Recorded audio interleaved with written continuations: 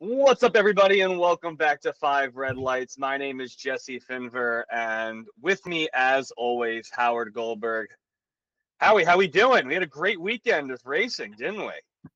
Yeah, Miami showed up. Miami was exactly what everybody said it wasn't going to be all week leading up to it.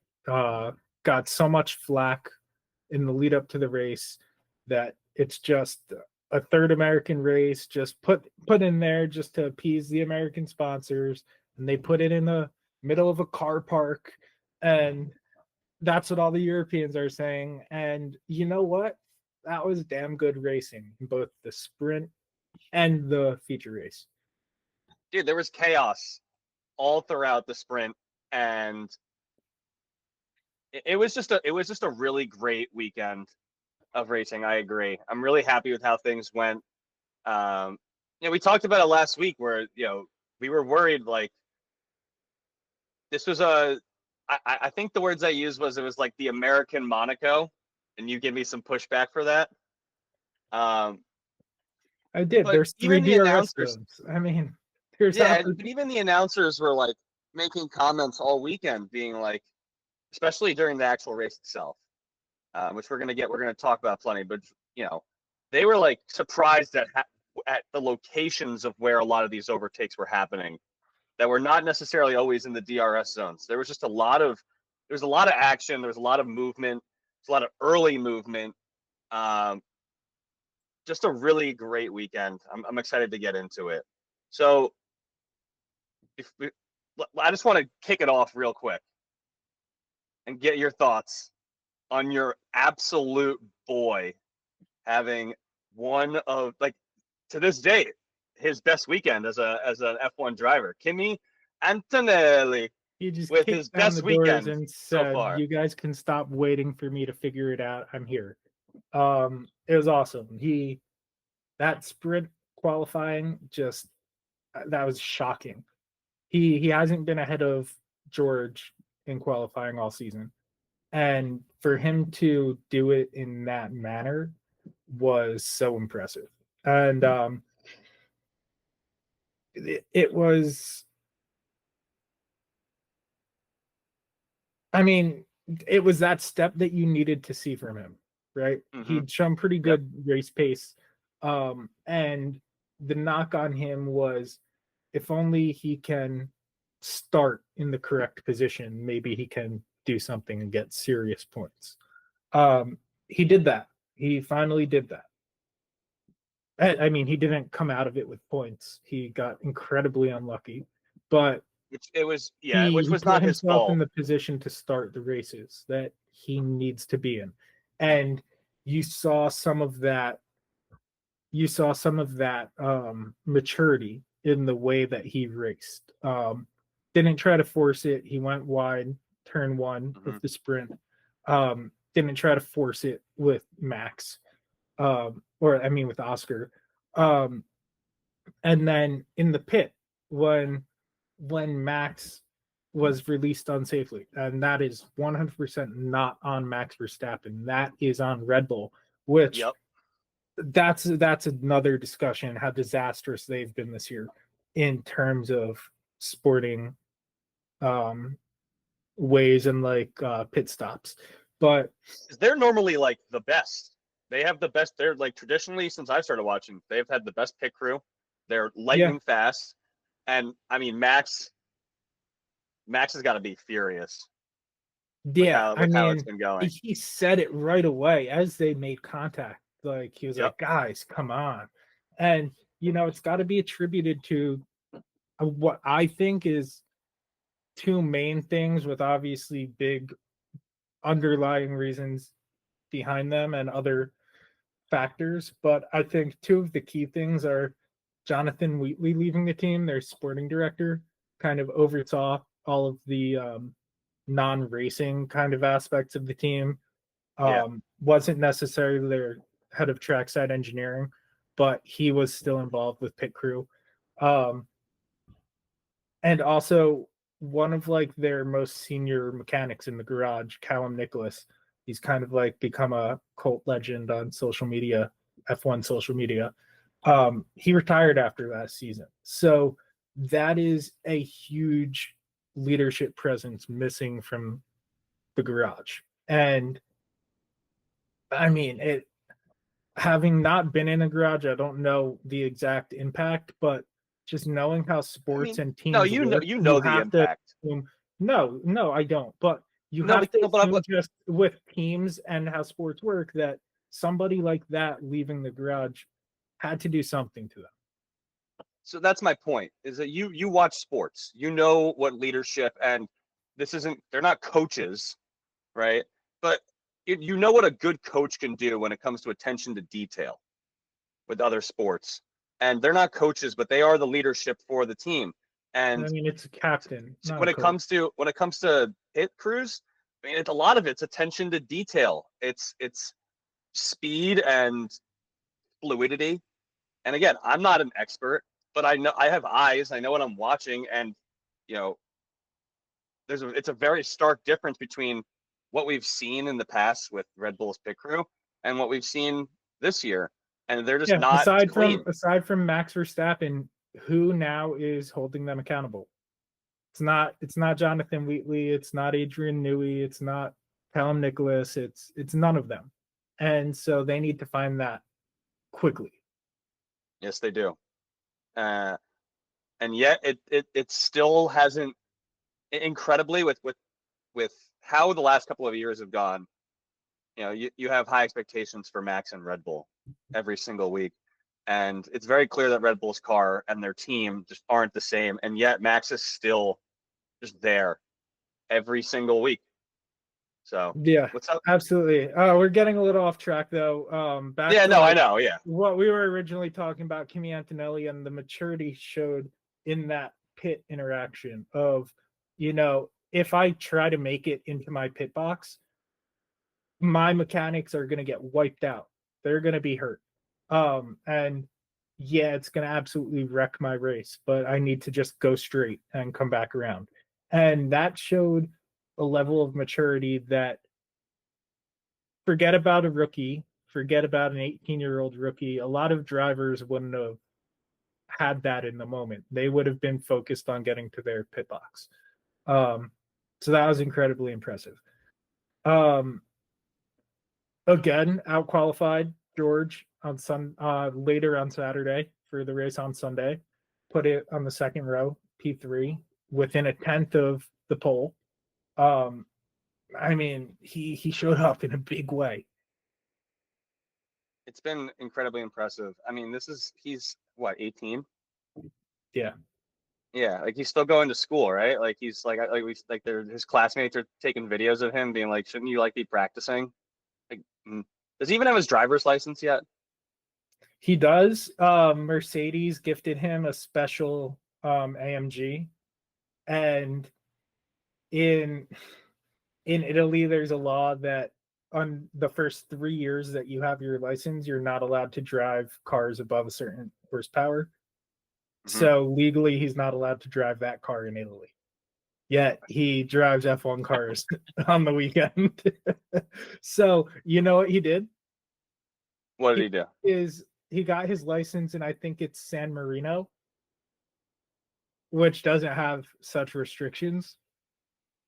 So he's allowed to now drive that car. Oh, he's allowed to drive. Yeah, Yeah, that's pretty good. I love that. Look at him. He's finding some edges outside of the track. that's That's right. great. If there's a will, there's a way.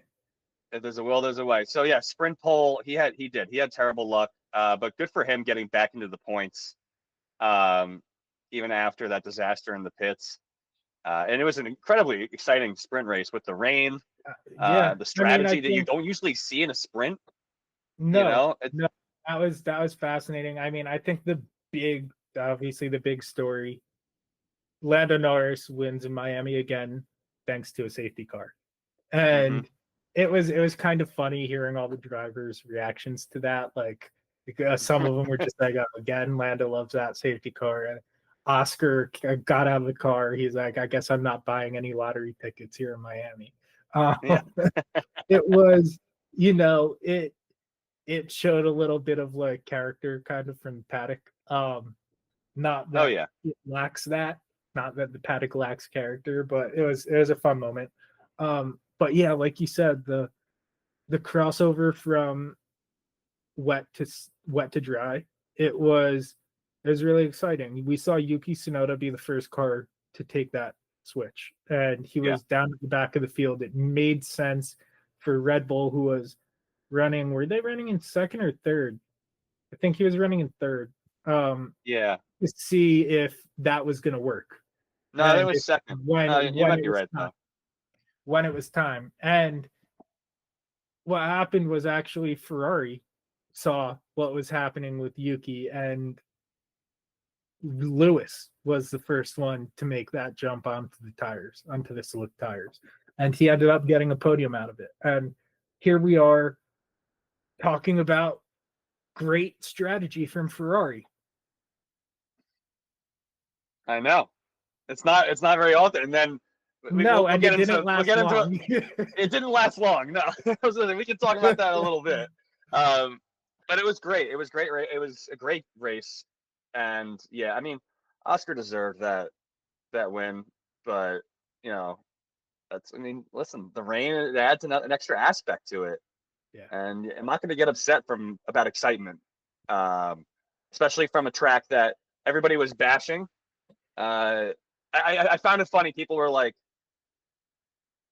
surprised by the rain, almost.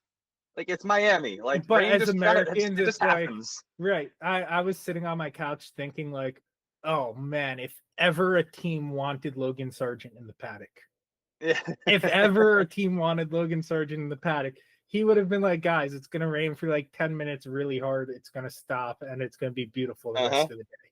And like, I'm sitting here on my couch, like laughing, like, oh, these, like, you know how often like they look at us and they're like, oh, silly Americans don't understand this aspect of it.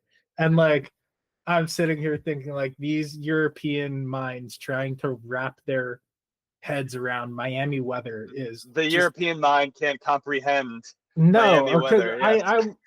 I have memories of going and visiting my grandparents in South Florida growing up, and they had a convertible, and we would go drive, we would go to play mini golf at night, and it would just start pouring on the other side of the street.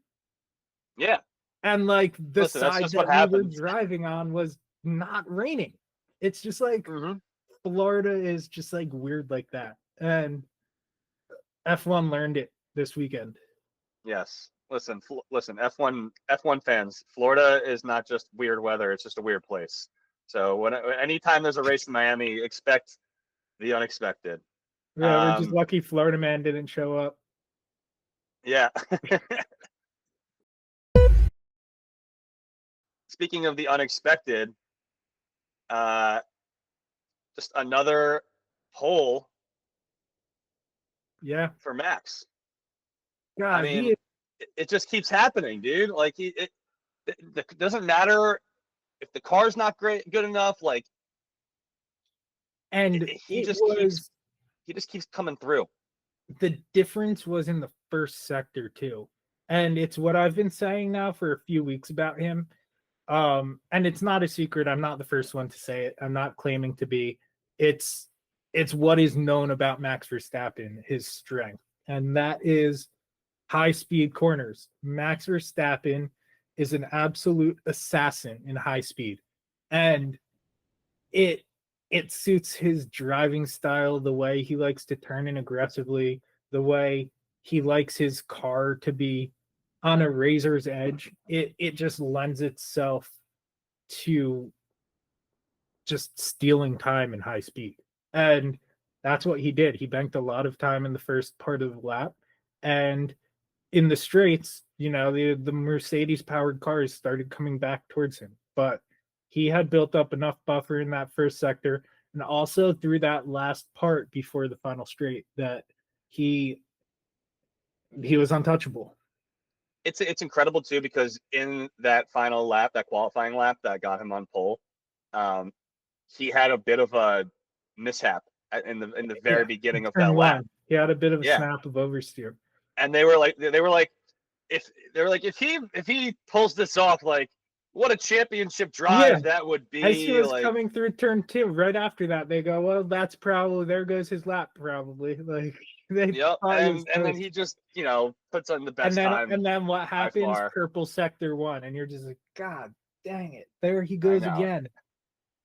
It's unbelievable what he is Yeah, able to keep on accomplishing week can't take after it for week in granted. that car. Yeah, you can't take him for granted. It's special what he's doing. Um, yeah. And I don't know if so I'll ever Max was see it one. again until, a few years from now with Kimi Antonelli.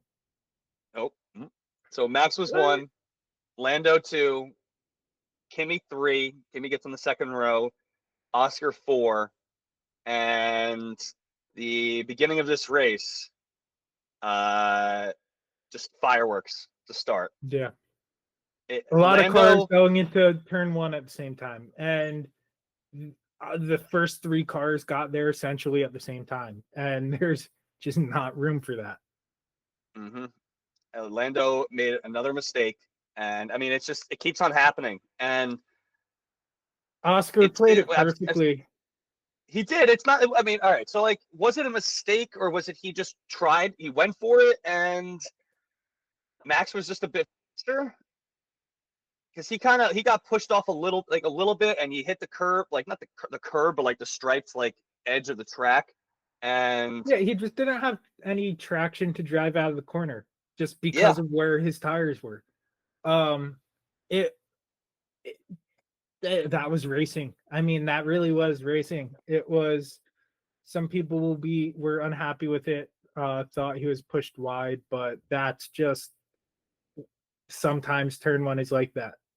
I mean, wasn't necessarily like Max had a ton of room to maneuver with Oscar coming under him. it's a tight, that's a tight Oscar, spot there. Right. Oscar saw what was happening on the outside of him and kind of dropped that anchor a little earlier so he could take that tight turn under and take the lead out of turn 1.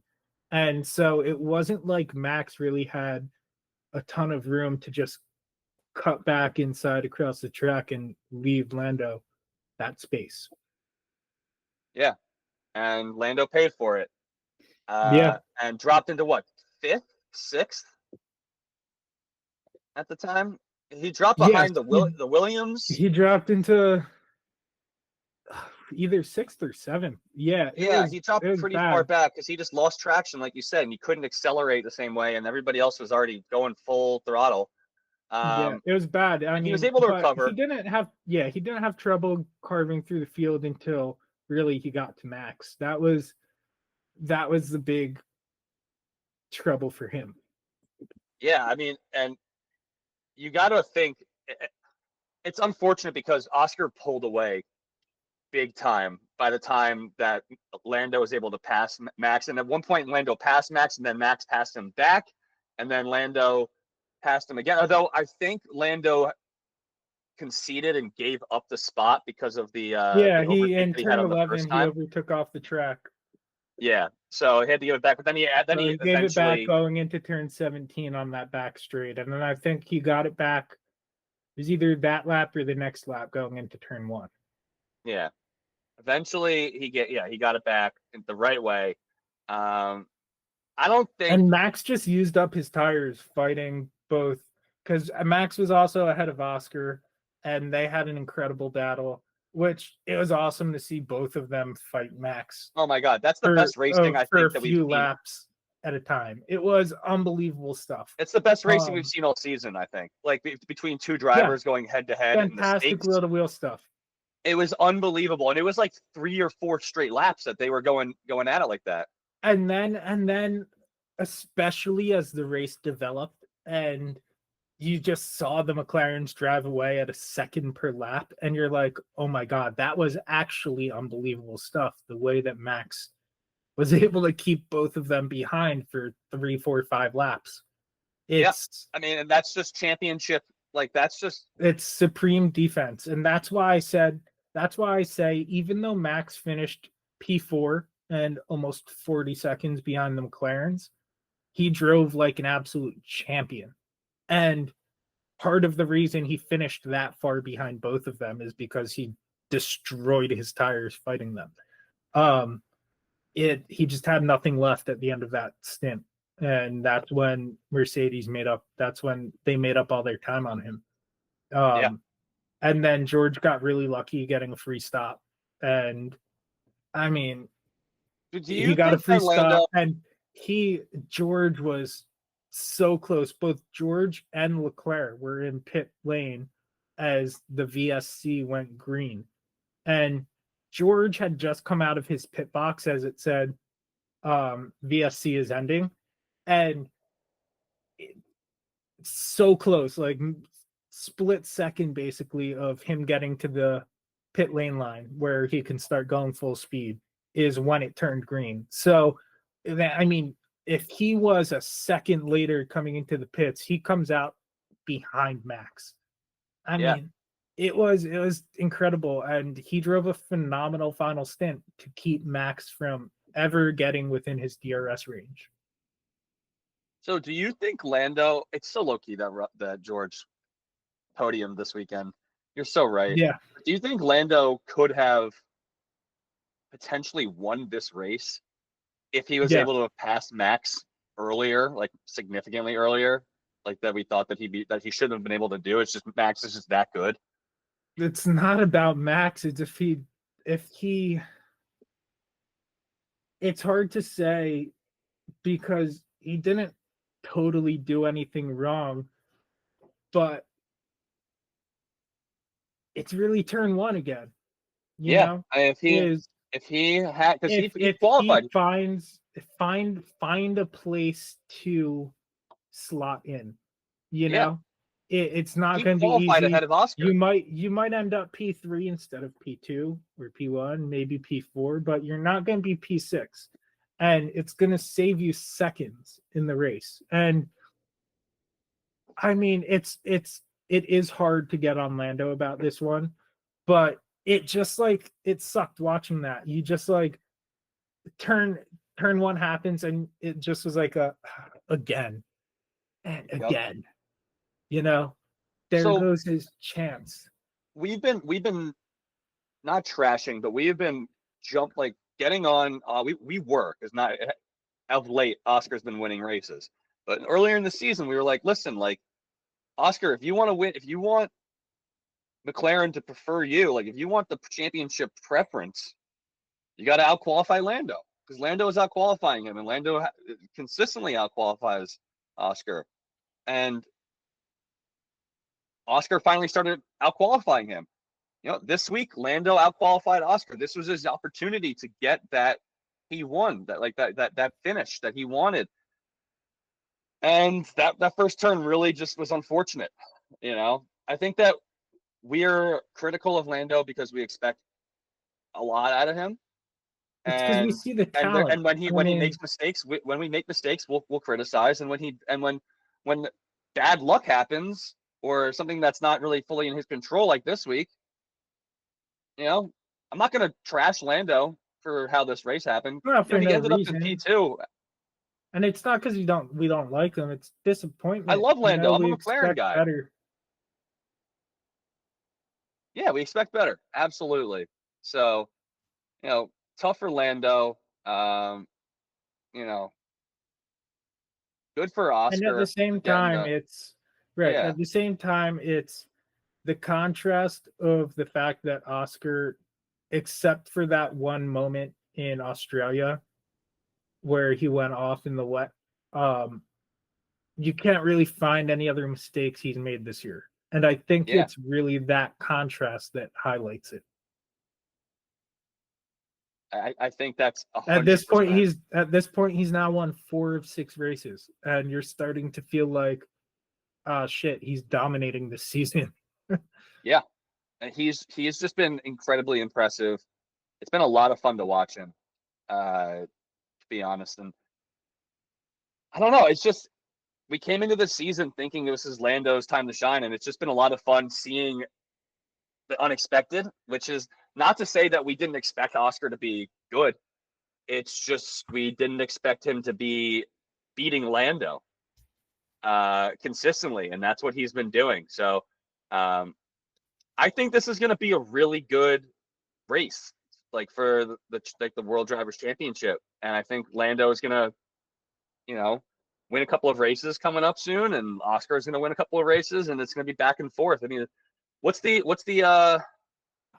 I have this up right here. What is the Drivers' Championship standings? It's 16 points. Yeah, he's 16 points. I mean, that's a weekend right there. That's like that's like 2 or 3 weekends. It's 8 points between first and second. Yeah. So, yeah, it's 2 weekends right there. You win 2 races, and Oscar comes in. That's it right there. So, and McLaren, and you have to factor in that 16 points is with Oscar finishing P9 in the first race. Yeah. If you take that off the table, this looks really ugly for Lando. Yeah. Yeah. He took 23 points on Oscar in that race. Yeah. So, I mean, again, I think Lando, that's a great point. But I think Lando is going to be able to, he's going to be able to make this a race. This isn't the end of the season. It's a long season. There's still 17 races left. So we're going to see a fight. It's not over. But we need to see him turn it around before it snowballs and becomes a confidence issue. 100%. Because I don't think it's that yet. I don't. Yeah, I don't think it is either. I bad think luck. I think getting that sprint win also definitely has. I mean, he gets the sprint win. He come in second here, and it's not like you made necessarily a mistake. It's just things didn't really go your way on that first turn. Correct. I think Lando's gonna be all right. After that first lap, he was able to maximize what he was able to do this race. That's what's important. Is whatever situation you find yourself in, you're able to maximize. And speaking of maximizing, can we talk about Williams for a second? Oh, yes. Our darling midfielders who may not be midfielders. Both of them were fantastic, but Alexander Albon in particular was absolutely cooking this weekend. He looked phenomenal. The race pace he had, he was legitimately the fifth fastest car on track, and that was behind the 2 McLarens, Kimi and Max. Yeah. George and Max, I mean. We have always respected, and on this podcast, Alex Albon. I forget which race it was, but he held off. Who did he hold off for like 30 laps? I forget who it was, but it was one of the earlier races, and we were like, we gave him his flowers then, and he's done nothing but perform since getting to Williams, and it's been. There's been some like magical race moments from Alex over the years. Yeah. And like one that I think back to is his race in Australia that he did 50 laps on a hard tire and then came in and boxed on the last lap for a point in Williams before like they were a point scoring car. Like that to me was like an unbelievable drive. And now seeing him have the car that's capable of doing these things that he is capable of, it's really exciting to watch. And we know what kind of driver Carlos Sainz is. We've seen him win in a Ferrari. We've seen him command the field and the grid. We're getting to see a little bit of what Alex is able to do. He was still so young when he got his chance at Red Bull that, I mean, if you put this driver that we're seeing right now back in that car, God, he would have been winning races left and right. It would have been something to see. He has been awesome. I mean, just the whole Williams. We predicted. I think we both had them 5th. Yeah. Yeah, they make it 4th, man. They might be. I was looking. It's still quite a gap. Yeah, but like it's still a pretty big gap with Carlos falling down to 9th, both Ferraris getting ahead of him. It's still a pretty big gap for them. The triple header could be huge though. Ferrari upgrades are coming at Imola. Oh yeah, Fred Vasseur, it's a 57-point gap right there. Yeah. yeah, it's still a huge gap. But based on how things looked, I mean, they look like serious contenders on pure pace. And that's the exciting thing. It was pure pace. It wasn't because of safety car that they were up there, or it wasn't because the Ferraris were damaged or running old tires. It was like for like. They were there with them. That's something that we haven't seen. So let me ask you something. You mentioned this to me, not before we recorded, but I think it was yesterday. We were texting. Does Williams potentially, should they? And I think the answer is yes. Should they, in your opinion, start putting a little bit of resources into this season instead of only focusing on next season? So I also posted a thread. I think, yeah, why not? On our account, and I think it's too early right now to say. I think you see out this triple header that you have coming up. The end of that puts you at through 9 of 24 races, right? You're still early enough in the season. So I think you go through that triple header, take stock after that, say, do we think we have a legitimate chance of catching Ferrari? And if after Ferrari brings their upgrades and they still think they're hanging around close enough to make up points on them after those 3 races, and also looking behind them and saying, how do we feel about behind us? Do we think we're going to drop back in the constructors? And I think you take stock and possibly consider bringing one more upgrade kind of around the return from summer break and just give yourself a little bit more to work with. And you don't have to dedicate too many resources. You have everything focused back on the 2026 car by mid-August. So you still have 3 months till the end of the season to work and research on that front. I think that's probably the way you go if you come out of this triple header with at least 2 performances like you had in Miami.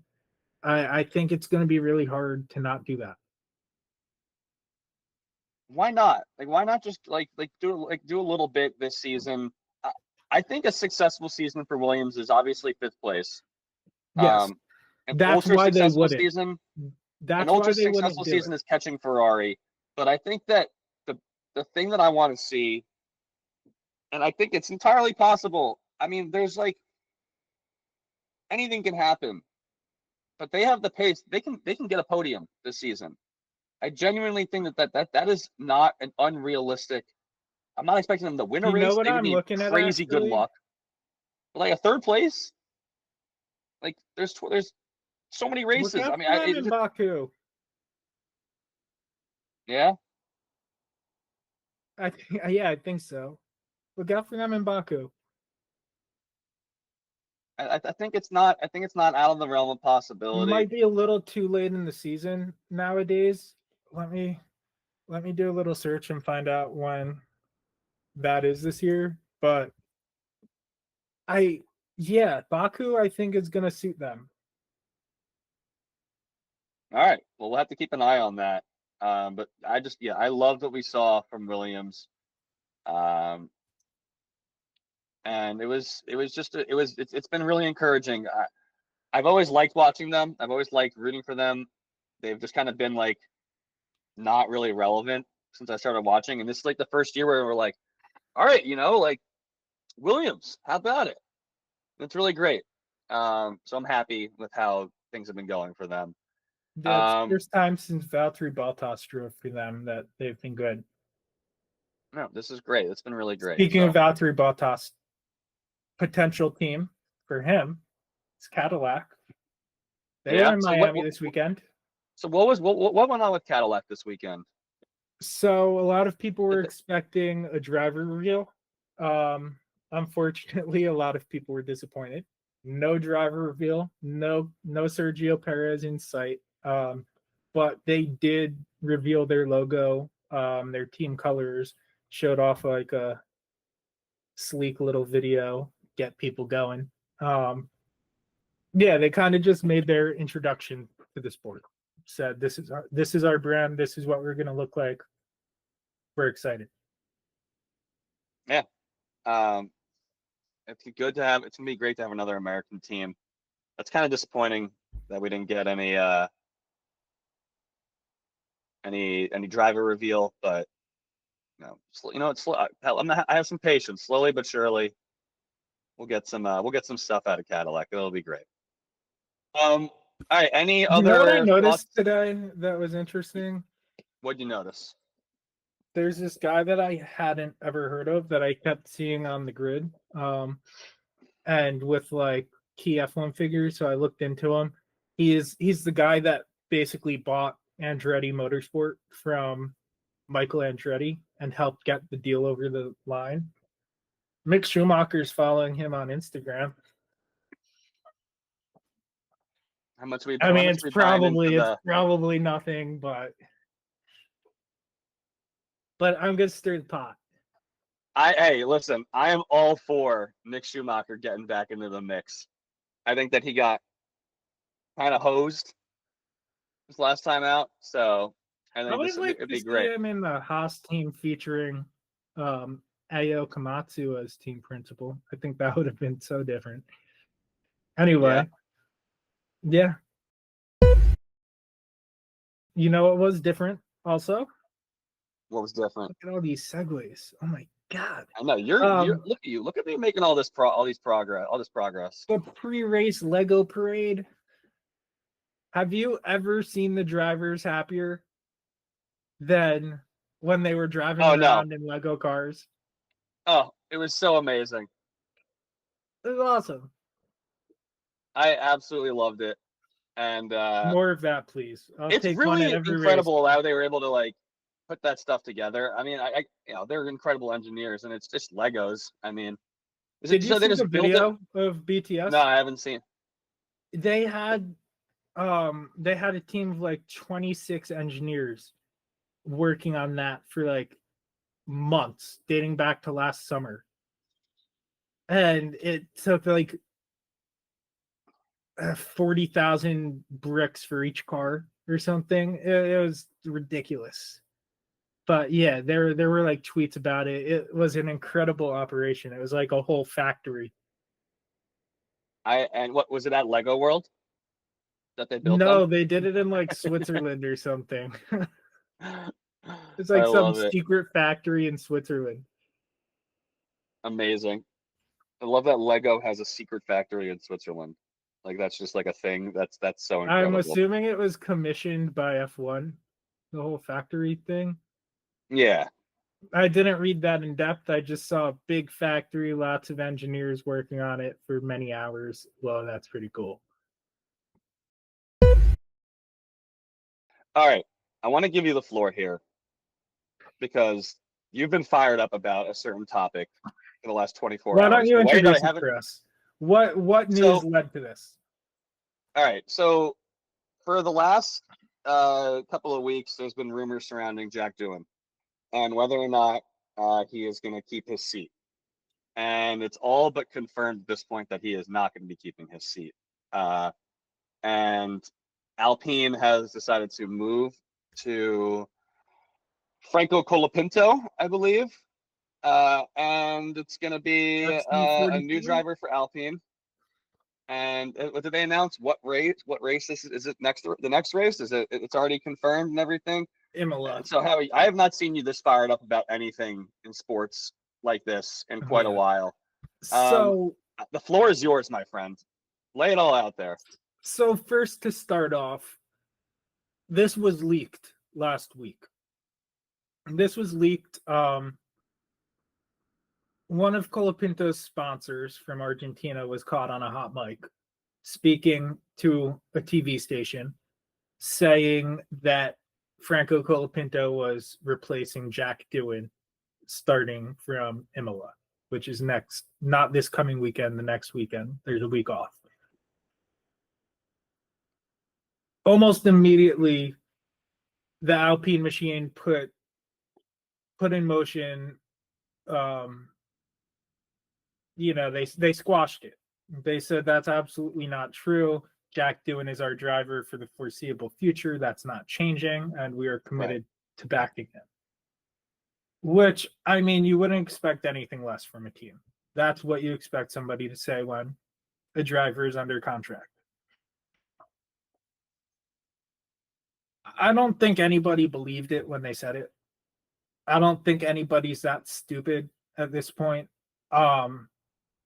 It's got me fired up. And I don't blame Franco Colapinto for this. This is a kid who is taking advantage of the opportunity in front of him that somebody put in front of him.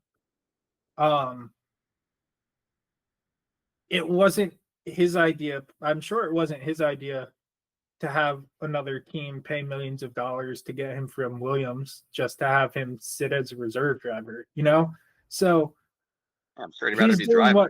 He's doing what he can to make his dream come true. And you have to respect that.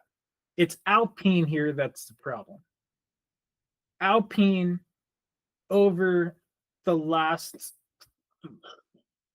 5 years or so, their trajectory has been mind-blowing. You go back to Cyril Abiteboul, their former team principal, who a lot of people got to know through Drive to Survive. And he was this incredibly passionate guy, this incredibly passionate leader whose passion, I think, spread through that team and impacted them in a way that nobody understood until he left.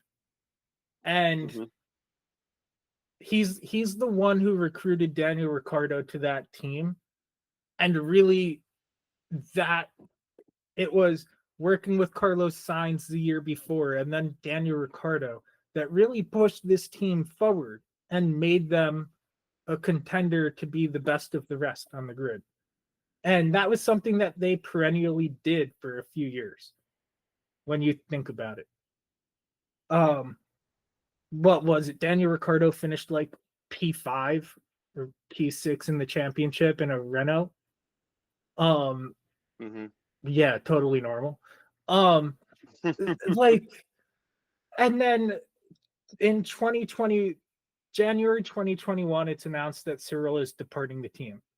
Laurent Rossi comes in as the CEO of both the consumer brand and the F1 team.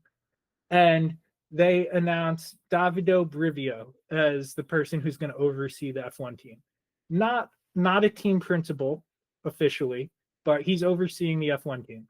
He ended up being in charge all season. They had a decent year. They have a good car. They rebranded from Renault to Alpine for that season, but they still had a really fast car somehow.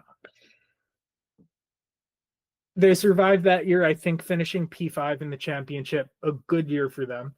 The next year is when they hire Otmar Safnauer, comes over from Aston Martin after a long tenure there at Racing Point Force India.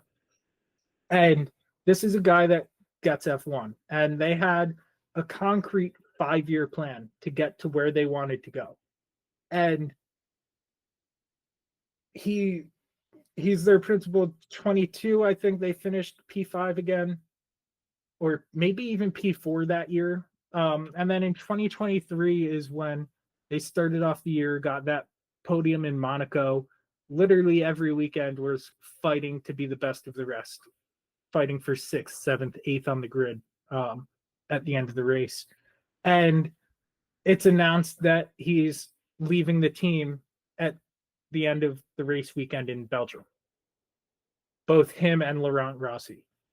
And you just kind of at that point, yes, this was after the whole fiasco of Oscar Piastri. And that happened in 2022. And that was unacceptable. How do you let that happen? But then here you are still making progress. And you're still a good team with Fernando and Esteban driving for you. And it was just like, it was mind-blowing. Like, you're just blowing up something that's still pretty good. And what happens is Bruno Famin comes into the fray, takes over. He's the CEO. He's like the big boss at Alpine. He starts handling the day-to-day F1. They finish off 2023 and they're good because it's all built on the back of what Otmar and the team before him had done. So they finish like P5 in the championship, sustaining their success from the previous years. The following year, 2024, it all falls to shit. All of it. It's they suddenly, their car is going backwards. Upgrades are coming to the track and not working. Mid 2024, he decides to step back and just oversee the big picture. He brings Flavio Briatore back into F1, kind of legendary figure from back in the day. He was the team principal when Fernando Alonso won his championships with Renault. Was barred from the sport because of Crashgate. They let him back in, so Renault brought him back, and he introduces Oliver Oakes as their team principal. Here's where things get interesting for the current day. Supposedly, when the two of them are announced at the basically during and at the end of summer break in 2024, there's supposedly already a contract in place for Jack Doohan to drive for Alpine in 2025. This is what Flavio Briatore said this weekend. He told Italian TV that there was already a contract in place when he arrived at Alpine. My question is, what was Alpine thinking signing a driver that early when not a single team on the grid would be willing to touch him? No other teams were showing any interest in Jack Doohan. At the time that they announced his signing, which was August 23rd, I believe, only 3 seats were left open. It was the 2 Sauber seats and a Racing Bull seat. And we knew who was going to be in the Racing Bull. It was going to be either Isaac Hadra or Liam Lawson. It wasn't a surprise. So it kind of like, it was confusing. It made no sense. And it was just the latest in a line of fundamental organizational issues that we've seen from Alpine. And it's playing itself out in the sense of now a rookie who hasn't been doing a terrible job by rookie standards. Has he been beating his teammate? No. Has he kept the car out of the wall every session? No. But he's learning on the job, and he is seeming to at least get a little bit better every weekend, even if it's not hugely noticeable, right? He outqualified Pierre pretty handily this weekend in Miami. Yeah. And he was caught in an unfortunate accident. Liam Lawson hit him and took him out of the race. It was not his fault. And that ended up costing him his F1 career without a fight. You know, he couldn't even say, what the heck, guys, I just finished P10 or P9 in Miami. Why am I losing my seat? Yeah. They were like, no, you got in another crash and wrecked the car and blah, blah, blah. Right. And what this 5-6 race trial contract reeks of is indecision from Alpine. If you can't make up your mind of whether or not you trust this driver to get in your car and deliver all season, don't offer a contract. It's organizational malpractice. Yes. It is. It's organizational malpractice. It's shooting themselves in the foot. It's sloppy. It's just not. It's kind of gross how they treated this whole situation. Jack. And they're not, whether or not you think that he deserves the seat or not, it's not how you handle business. Right. That's not how you treat somebody. He probably shouldn't have gotten the seat in the first place. But So like if like but he how do did. you let that And at the happen? end of the day, you need to live with that, especially when you're a team driving around in P9 in the constructors who would be lucky to get P8 at the end of the season. You're not in the position Red Bull's in. You're not in danger of possibly falling to P4 because you're a one driver team when you want to be fighting for P2. Yeah, that's just not the position you're in. You have to be cognizant of that as an organization. 100%. It's just gross on every level, and I feel bad for Jack. He deserves better as a person. Whether or not you think as a driver he should be there, that's different story. He 100%. deserves better as a person. We just went through this with Liam Lawson, who also deserved better as a person.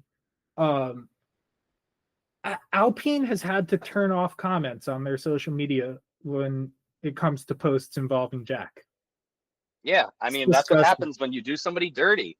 You know, I think F1 fans are generally a really smart group of people, and I think everybody has eyes and they can see what happened here, and it's just not, it's not cool.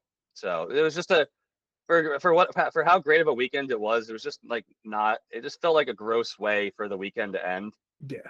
Um, And I mean, and look, and really unfortunate. You can only root at this point too for Franco to have success. Otherwise, you're gonna have two drivers getting crushed, right? And when you first brought up Franco, because if he doesn't succeed, Jack fans are gonna be like, he sucks too. And Franco fans are being like, yeah, but he's no better. He also sucks. When in reality, and you know what? That car isn't good. Alpine's the problem. That car isn't good, and Franco is going to struggle, no matter how good of a driver he is. It's just that's the reality of the situation. And maybe we should be focusing on the fact that the Alpine engine is a piece of crap. Yeah, that is known to provide significantly less power than Mercedes, Ferrari, and Honda. Yeah, so just not the best way to end. Not the best way to end the weekend, and it was a great weekend. It was. So, all right. So what's next on the schedule here? We got Imola. So I am not going to be able to watch Imola live. Why don't you tell the Class Y, Jesse? I'm going to be in France, and specifically, I'm going to be getting to visit Monaco. So I will be filming some content there while I'm going to be walking the track the week before the race, which is pretty cool. Hey, Jesse, just remember one thing. I'll remember. Don't be a hero into the Santavop. It's the first corner at Monaco. Don't be a hero. Listen, I've driven Monaco in the simulator before, and I know that you got to take it nice and slow. All right, you got to take it nice and slow, and not a lot of places to accelerate. And I'm just excited. It's gonna be a lot of fun. So I will watch the race on my flight back, and we'll figure that out. But what are your predictions for Imola? Looks like our next three, we've got Imola, Monaco, and Barcelona. Vicky Cristina Barcelona. What's your prediction for Imola? What do you got here? My prediction, qualifying is going to be extremely important. It's a tough track to pass on.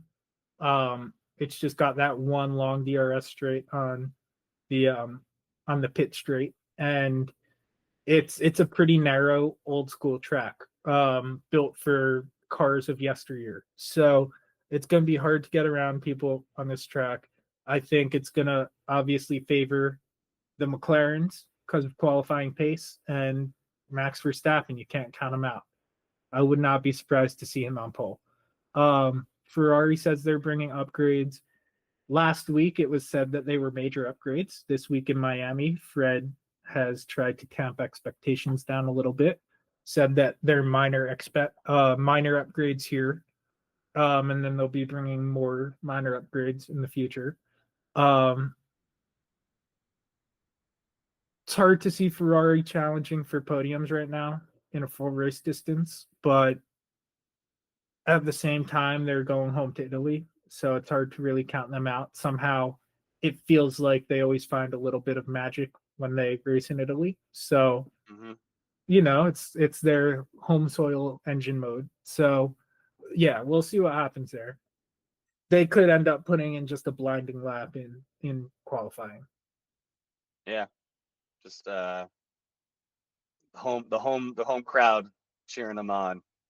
All right. Well, it should be a great race.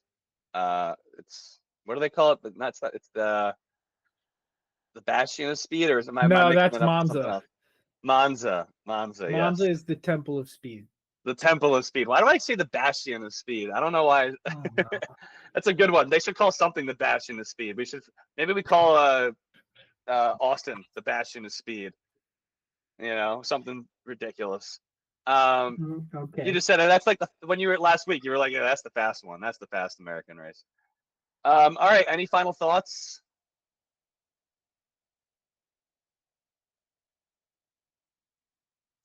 Stinking, folks. No.